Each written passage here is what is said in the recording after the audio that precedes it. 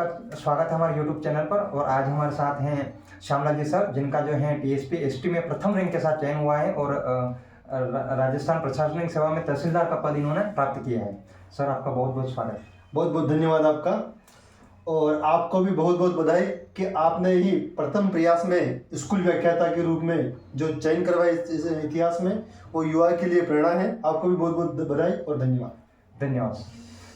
तो साथियों, आज हम इनसे जानेंगे कि आरएस के लिए जो है किन किन कठिनाइयों का सामना करना पड़ता है और कैसे तैयारी करते हैं और कितना लंबा समय लगता है और जॉब के साथ कैसे तैयारी करते हैं। तो सर अपना परिचय हमारे दर्शकों को दीजिए। मेरा नाम श्यामलाल मीणा है और मेरा जन्म गांव चुपना, मेरा बेसिक गांव तो मेरा होता है, किंतु बचपन से मेरी परवरिश चुपना में हुई, क्योंकि बचपन में फादर एक्सपायर हो गए थे। उसके बाद में माताजी ने पाला पोसा और प्रारंभ में जो शिक्षा जो मेरी हुई, उस शिक्षा में मैं कक्षा 1 से 5 तक राजकीय प्राथमिक विद्यालय चुपना में पढ़ा। उसके बाद में कक्षा 6 में मैं जवाहर नवोदय विद्यालय में प्रवेश लेकर 6 से कक्षा 12 तक मैंने वहाँ पर पढ़ाई करी। उसके बाद में मैं उदयपुर गया, जहाँ पर मैंने 3 वर्ष की बीएससी करी और बीएससी के बाद में बीएड के बाद में मैं जॉब लगा सर। जी। तो सर आपने शिक्षा के बारे में बताया अभी, तो आपकी जो है आर्थिक परिस्थिति उस समय कैसी रही जब शिक्षा जो है आपकी चल रही थी? आर्थिक स्थिति की बात करें तो जब मैं 1 वर्ष का था, मेरे फादर का देहांत हो चुका था, तो माताजी ने किसी तरह से मेहनत मजदूरी करके पाल पोस कर पढ़ाया। कुछ परिवार की तरफ से भी मदद मिली और सबसे टर्निंग पॉइंट अगर मेरे जीवन में कहें तो मेरा नवोदय विद्यालय में चयन सबसे बड़ा टर्निंग पॉइंट था, क्योंकि उसके माध्यम से ही मैं विज्ञान विषय पढ़ पाया और आज आपके सामने हूँ। तो सर ये जो भी आपकी शिक्षा के बारे में बात हुई, अब हम आपकी उपलब्धियों के बारे में बात करना चाहेंगे कि आपने जो है शिक्षा के बाद जो है जैसे कंपटीशन फील्ड में आप आए होंगे तो आपने लगातार अपनी उपलब्धियां हासिल की होंगी, तो क्या क्या उपलब्धियां रही सर आपकी? सबसे पहला मेरा प्रयास यह था कि घर की आर्थिक स्थिति अच्छी नहीं थी, इसलिए पहला प्रयास था कि मैं जॉब प्राप्त करूं। मैंने 2011 में वरिष्ठ अध्यापक का एग्ज़ाम दिया, तो मेरा चयन हुआ उसमें और वरिष्ठ अध्यापक पद पर मैंने 6 साल कार्य किया। किंतु वरिष्ठ अध्यापक बनने के बाद में मैं संतुष्ट नहीं था, मुझे आगे और भी कुछ करना था। उसके लिए मैं लगातार पढ़ाई जारी रखी और मैंने सबसे पहले एमएससी सहपाठी विद्यार्थी के रूप में की। उसके बाद में मैंने एमए लोक प्रशासन से किया, एमए पॉलिटिकल साइंस से किया और एमए एजुकेशन से भी किया। और पढ़ाई के साथ साथ जब मैं आरएस की भी तैयारी कर रहा था तो मेरी इन एमए के साथ साथ में 2 विषय में मैंने नेट क्लियर भी हुआ, लोक प्रशासन और पॉलिटिकल साइंस में।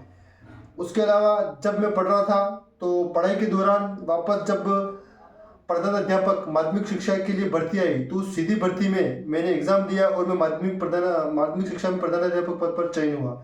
और उसके बाद में अभी पिछले वर्ष अप्रैल महीने में मैं प्रिंसिपल पद पर चयनित हुआ और वर्तमान में मैं राजकीय उच्च माध्यमिक विद्यालय अचलपुर ब्लॉक प्रतापगढ़ में प्रधानाचार्य के पद पर कार्यरत हूँ। जी।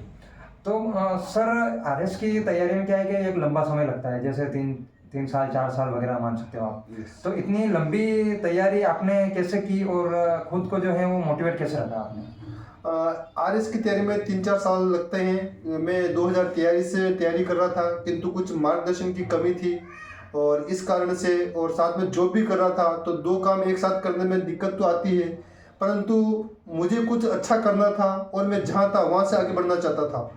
और मैं चाहता था कि मैं गरीब घर में पैदा हुआ हूँ, किंतु गरीब घर में मरना नहीं चाहता था मैं, इसीलिए मैंने आगे प्रयास करता रहा और मैंने 2013 में पहला प्रयास किया था जिसमें मैं साक्षात्कार तक गया।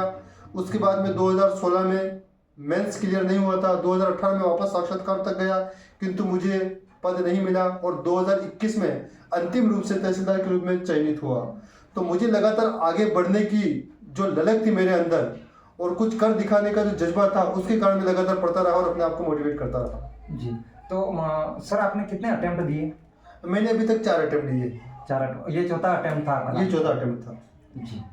तो इस पूरी तैयारी में जो आपने किन किताबों का सहारा लिया, ताकि क्या है कि हमारे चैनल पे जो है आरएस वगैरह तैयारी करने वाले अगर अभ्यर्थी हैं तो वो भी क्या है आपकी जो इन किताबों की सहायता ले सकते हैं। तो आप डिटेल में बताइए हमें कि पेपर वाइज की प्री के लिए जैसे किन किताबों का सहारा लिया, उसके बाद मेंस में 4 पेपर होते हैं तो उसके लिए कौन कौन सी किताबें वगैरह चाहिए? जो नई तैयारी कर रहे हैं उन अभ्यर्थियों से को मैं बताना चाहूँगा कि किसी भी परीक्षा की तैयारी करें, उसमें सबसे पहला कार्य होता है कि आप सिलेबस प्रिंट करवा के अपने पास रखें और सबसे पहले अपना मूल्यांकन करें कि हम लोग ये संसाधन कहाँ से उपलब्ध कर सकते हैं और हमारा मजबूत पक्ष क्या है और कमजोर पक्ष क्या है। तो सबसे पहले मैंने सिलेबस उठाया और सिलेबस के अनुसार मैंने जो राजस्थान बोर्ड सीबीएसई बोर्ड की जो बुक्स थी वो बुक्स इकट्ठी करी, वो आज भी मेरे यहाँ पर इकट्ठी पड़ी हुई, मैं आपको बाद में बताऊंगा। उसके अलावा दूसरा प्रयास ये था कि एक क्रोनोलॉजी करके एक बुक्स आती 20 रुपये में, उसका मैं 2005 से आज तक नियमित अभ्यर्थी हूँ। उससे मुझे दो फायदे मिले कि एक तो मेरा करंट जीके भी कंप्लीट होता था और कुछ बेसिक जो आता था वो भी उससे मजबूत होता था, और आज भी ला रहा हूँ, 2005 से लगाकर आज भी ला रहा हूँ। तो युवा को संदेश देना चाहता हूँ कि वो भी लाए ताकि आपका वो मजबूत हो जाए। दूसरा, आरएस की जो लंबी परीक्षा है इसमें एक न्यूज़पेपर का भी बहुत बड़ा रोल होता है। मेरी जो मैंने बताया आपको पहले कि मेरे 2 विषय में नेट क्लियर हैं, तो उस नेट क्लियर में मेरा किताबों से ज़्यादा न्यूज़पेपर का योगदान था। और आरएस मेंस और प्री में भी करंट जीके, पॉलिटी, इकोनॉमिक्स, तकनीकी, कुछ ऐसे समसामयिक विषय जो हैं वो न्यूज़पेपर से हम लोग बहुत अच्छी तरह से समझ सकते हैं, अपनी समझ विकसित कर सकते हैं और वो मुख्य परीक्षा में, प्री में, सब में काम आता है। तो उनको भी आप पढ़ें। तो सबसे पहला तो यही है कि आप सिलेबस लाए, उसके अनुसार पढ़ाई स्टार्ट करें। उसके बाद में मैंने बुक्स इकट्ठी करी और बुक्स इकट्ठी करने के बाद में उसका सिलेबस के अनुसार मैंने पढ़ाई जारी रखी और प्री क्लियर किया। प्री के बाद में मेंस के लिए थोड़ी सी अलग स्ट्रेटजी अपनाई, क्योंकि प्री में तो ऑब्जेक्टिव होता है और मेंस में लिखित परीक्षा होती है। तो लिखित परीक्षा के लिए कुछ नोट्स तो पुरानी किताबें थी वो ली और कुछ मैंने स्प्रिंग बोर्ड्स के जो एक सीधे नोट्स आते हैं वो नोट्स लिए, ताकि कम समय में उनकी अच्छी तैयारी कर सके। उसके अलावा मुख्य परीक्षा के लिए टेस्ट सीरीज भी ज्वाइन करी थी। तो सभी युवा जो भी पढ़ाई कर रहे हैं वो अपनी पढ़ाई के साथ साथ में टेस्ट सीरीज अवश्य ज्वाइन करें, जिससे कि आपको पढ़ाई में आपका मूल्यांकन भी होता रहे और पढ़ाई में आपको नई धार भी मिलती रहे। जी। तो स्प्रिंग बोर्ड्स के नोट्स जो हैं आपने सलाह दी, तो सर नोट्स ही पर्याप्त हैं या इसके अलावा भी, जैसे राजनीति है, राजनीति विज्ञान है, तो आप जो है स्प्रिंग बोर्ड के नोट्स पढ़े, उसके अलावा भी आपको किताब लाने की जरूरत पड़ी? जैसे मैंने आपको पहले बताया कि आरएस जो एग्ज़ाम है या कोई सा भी एग्ज़ाम हो, किसी भी एक चीज़ से सफलता प्राप्त नहीं करी जा सकती। मैंने बताया कि नोट्स तो मुझे लास्ट में कम समय था और मुझे बिल्कुल ही प्रोसेस्ड माल चाहिए था, प्रोसेस्ड संसाधन चाहिए था, उसके लिए मैंने नोट्स को प्रयोग किया। बाकी मेरी बेसिक जो तैयारी थी वो बुक्स, न्यूज़पेपर और मेरे खुद के नोट्स, उनके माध्यम से मैंने तैयारी करी थी। तो किसी एक चीज़ से आप सफल हो जाओगे ये संभव नहीं है। सफलता के लिए बहुत सारे तत्व होते हैं, उसमें स्प्रिंग बोर्ड्स के नोट्स भी एक माध्यम था। उसके अलावा न्यूज़पेपर और लगातार जो मैं स्टडी कर रहा था, उसके अलावा मैंने स्कूल में पढ़ाया, वो भी मेरे काम आया। जी। तो सर आपने बताया जैसे कि जॉब के साथ आपने तैयारी की, तो कितना मुश्किल होता है जॉब के साथ तैयारी करना, परिवार को संभालना, फिर तैयारी कैसे आपने टाइम मैनेज किया? निश्चित रूप से जॉब के साथ तैयारी करना और पूरे परिवार को भी देखना समय तो लगता है, परंतु जैसे मैंने भी तैयारी करी है, मेरे साथ में और साथी उन्होंने भी तैयारी करी है और आने वाले पहले वाले लोगों ने भी जो टॉप किया वो भी जॉब के साथ तैयारी करी है। तो मुश्किल कुछ भी नहीं होता है, किंतु प्रबंधन एक शब्द आता है जब आरएस मेंस के एग्जाम दोगे तब भी आएगा, और हमारे जीवन के प्रत्येक क्षेत्र में आता है प्रबंधन। कि समय का प्रबंधन अगर आपने सही किया, आपने अपने आसपास परिवार को, अपनी जॉब को, अपने पूरी दिन की गतिविधियों को अगर सही ढंग से प्रबंधित किया, तो आपको ये एग्जाम पास करने में कहीं कोई मुश्किल नहीं आएगी। और अगर आप प्रबंधन में फेल हो गए हो तो फिर आपको एग्जाम पास करने में मुश्किल आएगी। जी। तो सर आपने ये जो इंटरव्यू होता है 3 प्रोसेस में होता है, ये जैसे प्री होता है, मेंस होता है, फिर इंटरव्यू होता है, तो इंटरव्यू की तैयारी आपने विशेष तौर से कहाँ से की वगैरह, या फिर कैसे मैनेज किया उसको? इंटरव्यू के तौर पे मैंने कुछ कोचिंग संस्थान की भी मदद ली थी। उसके अलावा हमारे मित्र लोग जो अभी हमारे साथ में सिलेक्ट हुए, जैसे श्री नारायण जी, श्री रामेश्वर जी, श्री प्रवीण जी, जो हमारे साथ में अभी तहसीलदार में चयन हुए हैं, तो हम क्या करते थे कि एक टीम बनाते थे और 3 जने तो सामने जैसे बोर्ड बैठते वैसे बैठते थे और एक जना इंटरव्यू देने वाला होता है वो सामने बैठता था और सामने बैठ के इंटरव्यू लेते थे। क्योंकि इंटरव्यू प्रत्येक व्यक्ति का अलग अलग होता है, किसी दूसरे का इंटरव्यू देखकर आप अपनी तैयारी नहीं कर सकते हो। जैसे मेरे सामने जगदीश जी बैठे हैं, तो जगदीश जी से पर्टिकुलर प्रश्न इनसे ऊपर ही पूछा जाएगा। तो इसलिए हम भी क्या करते थे, एक को सामने बिठाते थे, बाकी 3 उनसे संबंधित ही प्रश्न पूछते थे, जिससे कि इंटरव्यू में बहुत अच्छी तैयारी होती थी और अच्छे मार्क्स होते थे। उसके लिए हमने कोचिंग सेंटर पर, प्रोफेशनल कोचिंग सेंटर पर मॉक इंटरव्यू भी दिए। जी। तो सर ये कोचिंग और सेल्फ स्टडी, जैसे कोई अभ्यर्थी तैयारी करना शुरू करेगा, सोचेगा कि तैयारी करूँ मैं आरएस की, तो सबसे पहले उसके दिमाग में ये आएगा कि यार कोचिंग करूँ या सेल्फ स्टडी शुरू करूँ। तो आपके लिए, स्पेशल आपके लिए, मतलब आप क्या सलाह देना चाहोगे कि कोचिंग करनी चाहिए पहले या सेल्फ स्टडी शुरू करें? मैं सबसे पहले तो स्टूडेंट को ये सलाह देना चाहूँगा कि वो अपना मूल्यांकन खुद करे, कि वो सेल्फ पढ़ने में कंफर्ट है या कोचिंग जाने पर कंफर्ट है। अपना मूल्यांकन खुद करे। दूसरा, जैसे मुझे भी एक चीज़ अब जाके अनुभव होती है, मैंने सेल्फ करी, कोचिंग के लिए मैंने ऑनलाइन कोर्स भी लिया था, पर उसको मैं पूरा नहीं कर पाया समय अभाव के कारण, फिर मैंने अधिकतर सेल्फ ही किया। तो मैं ये संदेश देना चाहूँगा कि अगर आपके पास समय है, पैसा है और अगर आप जा सकते हो, तो आपको निश्चित रूप से कोचिंग पर जाना चाहिए। क्योंकि मैं भी एक शिक्षक रहा हूँ, प्रिंसिपल रहा हूँ। जो काम सेल्फ स्टूडेंट सीख कर 4 दिन में सीखेगा, वो अगर उसका अच्छा गुरुजी है, अच्छा कोचिंग वाले हैं, तो वो 2 दिन में, 1 दिन में ही सीख जाएगा। तो अगर आपके पास समय है, संसाधन है, तो आपको निश्चित रूप से कोचिंग जाना चाहिए। पर अगर किसी के पास ये संसाधन उपलब्ध नहीं है, तो अपने आप को कमजोर नहीं माने।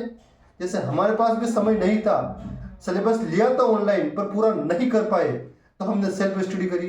तो आप सेल्फ स्टडी से भी अपना मुकाम हासिल कर सकते हो, पर आपका मूल्यांकन खुद को करना चाहिए पड़ेगा। जी। तो आप जो है कोचिंग में ऑनलाइन कोचिंग को अच्छा मानते हैं या फिर ऑफलाइन कोचिंग को अच्छा मानते हैं? जैसे ऑनलाइन और ऑफलाइन दोनों कॉन्सेप्ट चल रहे हैं, इसमें भी वापस हो जाती है कि आप अपना मूल्यांकन करो। अगर आपके पास समय है, संसाधन है और आप बाहर जा सकते हो, तो निश्चित रूप से आपको ऑफलाइन कोचिंग को ही प्रिपेयर करना चाहिए। कारण ये है कि वहाँ पर आपके 10 लोग आपसे मिलेंगे जो कि उसी फील्ड की तैयारी कर रहे हैं, आपको अच्छे शिक्षक फेस टू फेस मिलेंगे। ऑनलाइन एक विकल्प हो सकता है, परंतु ऑफलाइन की बराबरी नहीं कर सकता है। तो पहला प्रयास तो आपका यही होना चाहिए कि आप ऑफलाइन जाए, मैनुअल कोचिंग पढ़ें। अगर वो नहीं कर पा रहे हो, तो फिर आप लोग ऑनलाइन पर जाएं, और वो भी नहीं कर पा रहे हो, सेल्फ स्टडी तो है ही है, पर कभी अपने मन में ये नहीं लाएं कि मुझे ये मिल जाता तो मेरा सिलेक्शन नहीं हुआ। क्योंकि जो भी आप कर रहे हो, आपका प्रयास, आपकी पहल, आपकी सकारात्मक सोच, यही आपको सफलता दिलाएगी। जी। तो सर जैसे प्री में जो है बहुत सारे बच्चे क्या है कि प्री में पास हो जाते हैं और वो मेंस में जो है वो अटक जाते हैं, इंटरव्यू तक नहीं पहुंच पाते। तो मेंस में जो लेखन जो है अपना मेंस रिटर्न आपका, मतलब ये बोले कि राइटिंग स्किल, तो उसको वो कैसे सुधारें और किन किन चीज़ों का उनको ध्यान रखना चाहिए? एग्जाम कोई सा भी हो, उसमें पढ़ने के साथ साथ में हम लोगों को रिटन प्रैक्टिस करनी बहुत जरूरी होती है। क्योंकि आज हमने कितना भी अच्छा समझ लिया, पढ़ लिया, अगर वही अभिलेख के रूप में, लिखित रूप में हमारे पास होगा और परीक्षा के दिन में हम 2 दिन में अगर रिवीजन करके जाएंगे, तो उसको ऐसा कैसा लिख देंगे। आज जैसी परीक्षा की अगर हम बात करें, उसमें रिटन का बहुत ही ज़्यादा महत्व है, क्योंकि 4 पेपर्स होते हैं और सब में रिटन स्किल्स होती हैं, और प्रश्न भी इस तरह से आते हैं, इस तरह से सेट किए जाते हैं कि बहुत ही अच्छी रिटन प्रैक्टिस वाला ही पूरा पेपर को अटेंड कर पाता है। और दूसरा, कुछ प्रश्न ऐसे भी आते हैं कि आपको कम आते हैं, किंतु आप जैसे रिटन प्रैक्टिस करोगे तो उसमें आपको समझ विकसित होगी और आप 1-2 मार्क्स कैसे प्राप्त करोगे, ये स्किल्स भी आप में डेवलप होगी। बिना लिखे आप में एक तो स्किल, जो वो पूरा प्रबंधन ऐसा ही करते हैं कि 3 घंटे में अच्छी तैयारी वाला ही कर सकता है, वो मैंने पूरा पेपर अटेंड नहीं कर पाओगे। और कुछ प्रश्न आपको जो बिल्कुल नहीं आ रहा, उसमें भी कैसे 2 से 3 नंबर ला सकते हो, वो स्किल भी आपको रिटन प्रैक्टिस के माध्यम से हो सकेगी। सर आपको जो है ये आरएस की तैयारी का मार्गदर्शन कहाँ से प्राप्त हुआ? मैं जब विद्यालय में पढ़ रहा था, उस समय हमारे गुरुजी श्री शांतिलाल जी, श्रीमती ममता गुप्ता मैडम, वो भी आरएस की तैयारी कर रहे थे। तो हमारे मन में एक प्रश्न था कि जब सर अच्छे जॉब में आ गए हैं, नौकरी कर रहे हैं, तो फिर ये पढ़ाई के लिए और क्यों पढ़ रहे हैं। फिर उन्होंने महत्व बताया, और उसके बाद में जब मैं 12वीं कक्षा में आया, तो मेरे 5 साथी मेडिकल की तैयारी करने के लिए, MBBS डॉक्टर बनने के लिए गए, 3 साथी इंजीनियर बनने के लिए गए। अब मैं भी साइंस का स्टूडेंट था, तो पहला मेरा प्रयास था कि मैं भी इंजीनियर करूं, किंतु मेरे पास पैसे की कमी थी क्योंकि फादर बचपन में एक्सपायर हो गए थे और घर की आर्थिक स्थिति अच्छी नहीं थी। तो पहला प्रयास यही था कि जॉब लगे, और मैं काफ़ी निराश भी था कि मैं इंजीनियरिंग नहीं कर पा रहा हूँ, मेडिकल नहीं कर पा रहा हूँ। तो मेरे गुरुजी ने कहा कि आप निराश क्यों होते हो, आपके पास सफलता के दो मार्ग होते हैं कि आप एक तो पैसा से पैसा कमाओ, और दूसरा होता है कि आप मेहनत से पैसा कमाओ या मेहनत से सफलता प्राप्त करो। तो एक विकल्प तो मेरे पास ये था कि मेरे पास जो पैसा है उससे मैं मेडिकल या इंजीनियरिंग करके अच्छा करियर प्राप्त करूं, और दूसरा विकल्प जो गुरुजी ने बताया था कि आप मेहनत करो, उसके दम पर भी आप RS IAS बन सकते हो, और उनके माध्यम से भी आपको इनसे भी एक जॉब का सेटिस्फेक्शन, जॉब का सम्मान और अच्छा करियर बना सकते हो। तब मुझे महसूस हुआ कि मुझे भी RS में जाना चाहिए, कि मैं इंजीनियरिंग नहीं कर सका हूँ, मेडिकल में नहीं जा सका हूँ, तो कम से कम मेरे पास दूसरा विकल्प है, इसमें मैं क्यों नहीं जाऊँ। इसलिए मैंने ये मार्ग चुना। जी। तो सर आप जो हमारे अभी जो आगामी भर्तियां होने वाली हैं, तो उनके जो अभ्यर्थी हैं जो तैयारी कर रहे हैं, उनको आप मोटिवेशन के लिए क्या शब्द कहना चाहेंगे, उनको क्या सलाह देना चाहेंगे?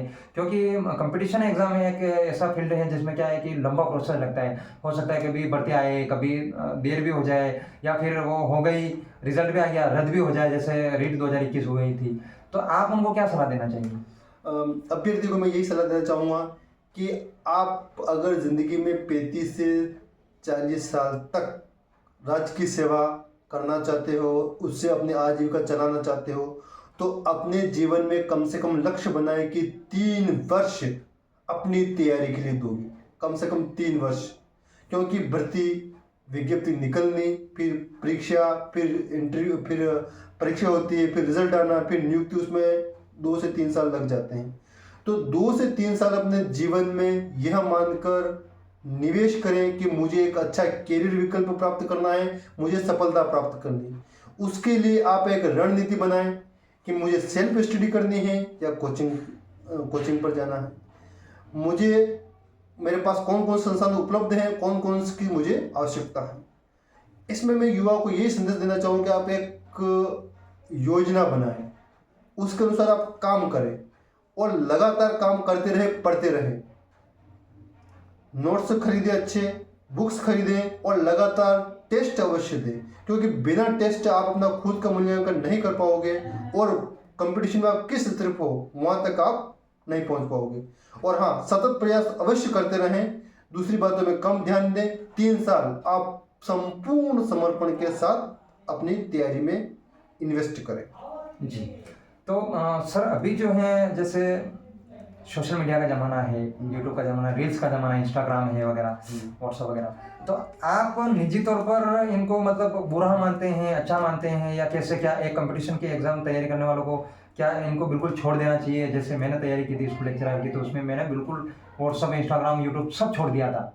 बस एक कोर्स कंप्लीट किया था, उसके बाद जो है मेरा सिलेक्शन भी हुआ। तो आप निजी तौर पे मतलब अच्छा मानते हैं सोशल मीडिया को या बुरा? जैसे मैं विज्ञान का छात्र रहा हूँ, तो कहा जाता है कि विज्ञान अभिशाप भी है और वरदान भी है। ठीक उसी तरह से सोशल मीडिया वरदान भी है और अभिशाप भी है। अगर आपके पास एंड्रॉयड मोबाइल है, उसका प्रयोग आप शिक्षा के लिए कर रहे हो, कुछ अच्छे आपको PDF मंगवानी उसके लिए कर रहे हो, कुछ टॉपिक आपको समझ में नहीं आ रहा है उसके लिए कर रहे हो, तो ये आपके लिए वरदान है। किंतु आप फेसबुक, इंस्टाग्राम, यूट्यूब, व्हाट्सएप पर अगर वैसे ही समय व्यतीत कर रहे हो, तो ये आपको बहुत पीछे ले जाएगा, ये आपके लिए हानिकारक है। तो मैं युवा को यही संदेश देना चाहूँगा कि अगर आप तैयारी कर रहे हो, ऑनलाइन तैयारी कर रहे हो, तो आप वही सोशल मीडिया प्लेटफॉर्म चालू रखें जिससे कि आपको पढ़ाई में मदद मिलती है। बाकी दूसरे सोशल मीडिया बंद कर दोगे तो आपको बहुत ही फायदा होगा। ये मुझे भी हुआ, आपको भी हुआ, जैसे जगदीश जी ने बताया, इनको भी फायदा हुआ। और दूसरा चीज़, अगर आप ये नहीं कर सकते हो तो इसमें एक टाइम ट्रैकर आता है कि आप कितने घंटे स्क्रीन का यूज़ कर रहे हो, तो उसको भी चालू कर सकते हो, जिससे कि आपको अपना टाइम मैनेजमेंट करने में, आपकी जो गलत आदत है उसको कवर करने में आपको मदद मिले। तो इसको विज्ञान जो है, इसको आप वरदान बनाएं, अभिशाप न बनाएं। जी। तो सर एक तो ये भी आता है कि बहुत सारे पूछते हैं कि रिवीजन कितनी बार करना चाहिए। तो रिवीजन का आपके अकॉर्डिंग कितनी बार होना चाहिए ताकि वो जो है जो सामग्री वो पढ़ रहा है बच्चा वो पूरी तरह से वो कैप्चर कर पाए? रिवीजन का कोई फिक्स फार्मूला नहीं कितनी बार रिवीजन करना चाहिए। सबसे पहला सजेशन तो मेरा यही है कि आप सिलेबस के अनुसार रिटर्न में अपने खुद के नोट्स बना लें, उसको बहुत अच्छी तरह से पढ़ लें, समझ लें। सबसे पहला काम तो यही होगा। दूसरा काम आप ये करें कि जो आपने बड़े नोट्स बनाए हैं एग्ज़ाम के लिए, एक सप्ताह के लिए बिल्कुल शॉर्ट नोट्स बनाए ताकि उसमें आपका मुख्य मुख्य पॉइंट हो और सारे के सारे रिवीजन हो जाए। और रिवीजन आप एक महीने में एक बार तो करते रहे, क्योंकि जब एक बार समझ लिया तो फिर आपको 5 से 7 दिन रिवीजन में लगते हैं, तो वो रिवीजन कर लें। उसके बाद में आप टेस्ट देते रहे और बहुत अधिक किताबें पढ़ने की बजाय आपने जो एक बार किताबें पढ़ी उसी को बार बार पढ़ें, और जिस चीज़ से आपने रिटर्न में तैयारी करी उसका तो टेस्ट दे ही दे। उसके अलावा एक किसी दूसरे प्रकाशन या दूसरे कोचिंग या दूसरी बुक्स का जो टेस्ट सीरीज होती है वो जरूर लिखिए। एक टेस्ट सीरीज तो आपकी जिसने पढ़ी उसी का हो जाएगा और एक दूसरे का, ताकि उससे आपका मूल्यांकन सही होगा कि आप किस स्तर पर हो और आपकी बहुत अच्छी तैयारी हो जाएगी। और जब तक आप सफल नहीं हो जाओ तब तक आपको अपना प्रयास छोड़ना नहीं है, और रिवीजन जितनी बार हो सके उतनी बार करते रहना है। पर जब रिवीजन 2 या 3 बार हो जाए तो उसके बाद टेस्ट सीरीज पर ज़्यादा से ज़्यादा ध्यान देना है। जी। तो सर टेस्ट सीरीज जो है उसमें कितने टेस्ट लगाने हैं, उनको कैसे पता पड़ेगा कि मैंने इतने लगा दिए या इतने लगाने हैं, कैसे? इसका कोई फिक्स फार्मूला नहीं है कि आपको 2 लगाने हैं 4 लगाने हैं। मान लिया जाए कि अभी नवंबर में RS प्री का रिजल्ट आया और मेंस जनवरी, 3 महीने हैं, तो 3 महीने में सिलेबस भी पूरा नहीं हो पाता है, तो उस स्थिति में आपके 5 से 7 टेस्ट लग सकते हैं। अगर मान लो किसी कारणवश एग्ज़ाम 2 या 4 महीना आगे बढ़ता है तो आपके टेस्ट और बढ़ जाएंगे, अगर और आगे बढ़ता है तो और बढ़ जाएंगे। हाँ, पर होता क्या है कि जैसे ही व्यक्ति को टाइम मिलता है तो उसमें क्या है कि जिसकी पहले बहुत अच्छी तैयारी होती है वो डिस्टर्ब हो जाता है, तैयारी छोड़ देता है कि मैंने इतनी बार पढ़ लिया अब क्या करूँ। तो उस स्थिति में जिसकी पहले तैयारी नहीं होता वो मुख्य लाइन में आ जाता है, वो जो पहले अच्छी तैयारी वाला होता है वो बाहर निकल जाता है। इसलिए मेरा तो यही संदेश है कि जब तक आपको नियुक्ति नहीं मिल जाए तब तक आप अपना प्रयास में कोई कमी नहीं छोड़े, कोई कसर नहीं छोड़े। इस प्रकाशन का अगर आपका टेस्ट सीरीज पूरा हो गया तो अगला प्रकाशन पकड़े और उसकी टेस्ट सीरीज लगातार देते रहे। जी। सर इस पूरी प्रोसेस में जो है वो पुराने प्रश्नों का कितना योगदान रहता है? क्योंकि पुराने प्रश्न क्या है कि आप मतलब बहुत सारे बताते हैं कि मोटिवेशन में भी बताते हैं कि पुराने प्रश्नों को लगातार सोल्व करना चाहिए, तो आपके अकॉर्डिंग निजी तौर पे आप बताइए। निश्चित रूप से पुराने प्रश्न से हम लोगों को ये पता चल जाता है कि प्रश्न किस स्तर के आते हैं, प्रश्न कहाँ से पूछे जा सकते हैं। तो पुराने प्रश्न भी एक माध्यम के रूप में हम पढ़ते हैं तो वो काफ़ी मदद मिलती है। और पुराने प्रश्न का मतलब ये है कि कुछ स्टैटिक प्रश्न होते हैं, फिक्स प्रश्न होते हैं कि वहाँ से आने की संभावना होती ही होती है। जैसे एक एग्जाम्पल बताऊँ, पितृदुरा, जो मैंने खुद एग्जाम दी उसमें 4 से 5 एग्जाम में आ गए। तो कुछ ऐसे प्रश्न होते हैं जो कि हमेशा आते रहते एग्जाम में, इसलिए वो पढ़ना बहुत ही जरूरी होता है। जी। तो आपने बताया सर कि 2013 में आपने जो है प्रथम प्रयास शुरू किया था, तो आज 2023 या सॉरी 2024 है, तो इस पूरी 10 साल की, इस 10 या 11 साल की यात्रा में आप मतलब अपने इस इलाके में शिक्षा में कितना परिवर्तन पाते हो? निश्चित रूप से जब हम 2011 में लगे थे उस टाइम पर शिक्षा का इतना ज़्यादा प्रचार नहीं था। यहाँ तक कि 2011 में 10 से 12 या यूं कहें कि 25 से 30 ही सीनियर सेकेंडरी स्कूल प्रतापगढ़ में थे, किंतु 2015 में प्रत्येक ग्राम पंचायत में एक सीनियर सेकेंडरी स्कूल हो गए। और आज 2023 में ये स्थिति है कि 270 सीनियर सेकेंडरी स्कूल इस प्रतापगढ़ जिले में है। तो निश्चित रूप से शिक्षा का क्षेत्र बड़ा है और कंपटीशन भी बड़ा है। जैसे 2005 की बात करें तो वहाँ शिक्षक भर्ती में कहा जाता है कि जिसके पास बीएड है लगभग सबकी नौकरी लग गई, किंतु 2015, 2020 और 2023 में आते आते ये स्थिति है कि 65% वालों को भी जॉब नहीं मिली। इसका मतलब शिक्षा का स्तर बढ़ा है, और शिक्षा का स्तर बढ़ने का कारण ये है कि स्कूल कॉलेज तो खुले ही खुले हैं, उसके अलावा कोचिंग में ऑफलाइन ऑनलाइन इन्होंने भी काफ़ी क्रांतिकारी प्रदर्शन किया है। तो शिक्षा में काफ़ी सकारात्मक परिवर्तन आया है, कंपटीशन बढ़ा है, तो इसलिए युवाओं को भी इन सब चीज़ों को ध्यान रखते हुए एक योजना बनाकर अपनी तैयारी प्रारंभ करनी चाहिए। जी। तो सर, आप जो हैं, जैसे हमने ये मुहिम शुरू की है कि जो प्रतिभाएं अपने इस इलाके की हैं उनको परिचित करवाएं, तो आप और किन प्रतिभाओं का नाम जो है हमारे चैनल पर लेना चाहेंगे कि जो है उनको अभ्यर्थियों से सामना होना बहुत ज़रूरी है, ताकि उनको हम अपने चैनल पर भविष्य में लाएं और लोगों को मोटिवेट वगैरह करें? जैसे दो तरह के व्यक्ति होते हैं, जैसे पहले भी पूछा था कि आप जॉब के साथ कैसे किया, तो आपके पास दो स्थिति होती है कि आप तो बिल्कुल बेरोजगार होते तब तैयारी कर रहे होते, और दूसरा आप जॉब के साथ तैयारी कर रहे होते। अगर जॉब के साथ तैयारी करें तो मैं जॉब के साथ तैयारी कर रहा था। उसके अलावा हमारे साथ श्री नारायण जी, वो भी जॉब के साथ तैयारी करके अच्छा स्थान हासिल किया उन्होंने। उससे पहले प्रारंभिक स्टेज पर अगर बात करें तो श्री सुंदर जी, श्री शंकरलाल जी महिड़ा, इन्होंने भी तैयारी करी, पर ये बिल्कुल बेरोजगार थे, तो इन्होंने किस तरह से रणनीति बनाई और अपनी जॉब हासिल करी। तो दोनों कैटेगरी वाले अलग अलग अपनी योजना बनाए और उसके अनुसार अपनी पढ़ाई प्रारंभ करें। सर, आपने मतलब अध्यापन कार्य भी जारी रखा और साथ में जो है तैयारी भी शुरू करते रहे और लगातार की आपने। आरएस 2021 में आपने जो है प्रथम रैंक, एसटी में प्रथम रैंक से आप चयन हुए। तो आपका अभी तक जो है कितनी सरकारी सेवाओं में चयन हो चुका है और आपकी आपकी और उपलब्धियां क्या क्या है? सरकारी सेवाओं के अलावा भी आपकी उपलब्धियां आप हमें बताइए। अगर इनकी बात करें तो मैं लगभग 15 से 16 सेवाएं ऐसी हैं जिसमें मेरा पहले चयन हो चुका। उसमें अगर बात करें, सबसे पहले 2007 में पुलिस कांस्टेबल में चयन हुआ था। उसके बाद में 2008 में एसएससी में मेंस क्लियर हुआ था, फाइनल इंटरव्यू क्लियर नहीं हुआ था। उसके बाद में 2011 में वन रक्षक, पुलिस कांस्टेबल, वरिष्ठ अध्यापक और पुलिस उप निरीक्षक, 4 प्रकार की सेवा मेरा एक साथ चयन हुआ था। तो मैंने लास्ट में वरिष्ठ अध्यापक बनना स्वीकार किया और विचार किया था आगे कि आगे बनूंगा तो डीएसपी या प्रशासनिक अधिकारी बनूंगा, नहीं तो वरिष्ठ अध्यापक ही रहूंगा। उसके बाद मैं लगातार प्रयास करता रहा, तो 2013 में आरएस इंटरव्यू तक गया, 2018 में वापस आरएस इंटरव्यू तक गया और 2021 में मेरा फाइनल चयन हुआ।